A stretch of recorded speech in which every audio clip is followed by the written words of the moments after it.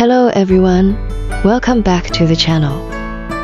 Today we're diving into a profound Daoist classic, the scripture of constant clarity and stillness, along with the Illustrated Commentary of Wang, a Daoist from the late Yuan Dynasty.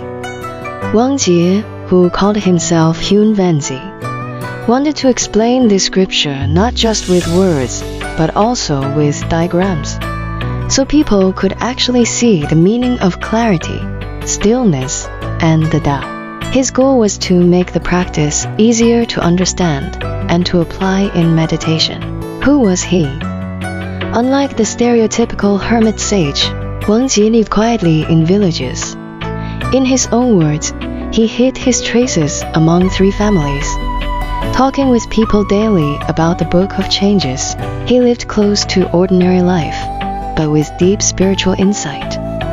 The scripture itself is short, but rich. Tradition says it was spoken by the Grand Supreme Elder Lord. Its purpose is to show the root cause of life and death, and guide us back to the original clarity of the Tao. The Tao beyond form. The scripture opens, "The great Tao is formless, yet gives birth to heaven and earth. Without emotion, yet it moves the sun and moon. Nameless, yet it nurtures all beings." Wang explains, the Tao transcends form, feelings, and names. It is the root of existence. Calling it Tao is just a convenient term, like pointing at the moon. The Tao itself cannot be fixed or defined. How Tao manifests. The text continues, "The Tao has clarity and turbidity, movement and stillness." Here, the Tao starts to unfold. Clarity and turbidity, movement and stillness are the natural patterns of the cosmos. Heaven is clear and moving. Earth is turbid and still. In people, Yang corresponds to clarity and movement, Yin to turbidity and stillness. From the Tao came Yin and Yang, then heaven, earth, and the 10,000 beings. This is called descending from the root into the branches. Cultivation, however, is the reverse, returning from turbidity to clarity, from restless movement back to stillness. Wang interprets clarity as our original nature, and turbidity as our acquired life force. Movement represents restless thoughts. Stillness is the foundation of the heart. Practice means from turbidity, trace back to clarity. Moment, return to stillness. This reversal is what he calls returning to the root. Obstacles to purity. The scripture says, "The spirit loves clarity, but the mind disturbs it. The mind loves stillness, but desires pull it away." Our spirit is naturally clear, but restless thoughts disturb it. Our mind is naturally still, but desires drag it into turbulence. So the problem isn't the world, it's our own mind and desires. The solution is given. Dispel desires, and the mind becomes still. Clarify the mind, and the spirit becomes clear. Step 1. Reduce desires. Step 2. Clarify the mind. When the mind is calm, the spirit shines naturally. Observing emptiness. Next, the scripture teaches inner observation. Observe inwardly, and the mind has no fixed self. Observe the body, and the body has no fixed form. Observe things, and nothing has permanence.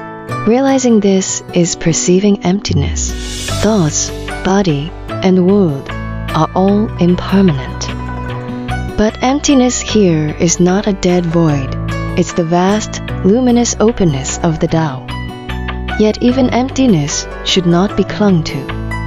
Observe emptiness with emptiness, and emptiness itself vanishes. Where emptiness vanishes, stillness remains, clear and abiding. This is true stillness, not lifeless, but vibrant and awake, where desires cannot arise. Living with true stillness. The scripture continues. True stillness responds to things. True constancy preserves one's nature. Always responding, always still. This is constant purity. In other words, true stillness does not mean cutting off from life. It means engaging with the world naturally, without clinging, while the heart stays clear. Attaining without attainment. The text then says, entering clarity, one gradually enters the true Tao. To realize the Tao is called attaining the Tao. Yet in truth, nothing is attained. This is a central insight. The Tao is not external.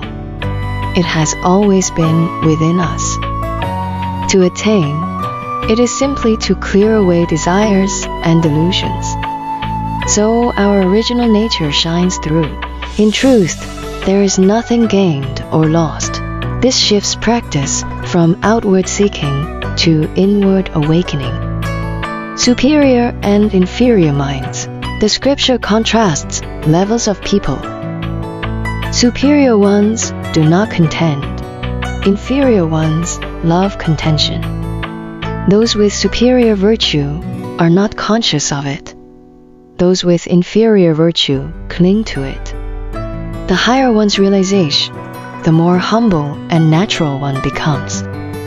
Those who cling to virtue or compare with others are still bound by ego. The root problem, deluded mind. Why do most beings fail to realize the Tao? Because they have a deluded mind. This deluded mind stirs the spirit, runs outward, clings to things, creates greed and fear, and leads to suffering and karmic entanglement. This is why beings wander endlessly in samsara. Only by recognizing and dissolving the deluded mind can one return to clarity, awakening, and transmission. The text concludes, the constant Tao, those who awaken realize it for themselves. The awakened naturally dwell in purity. Realization cannot be given by others. It must be directly awakened within.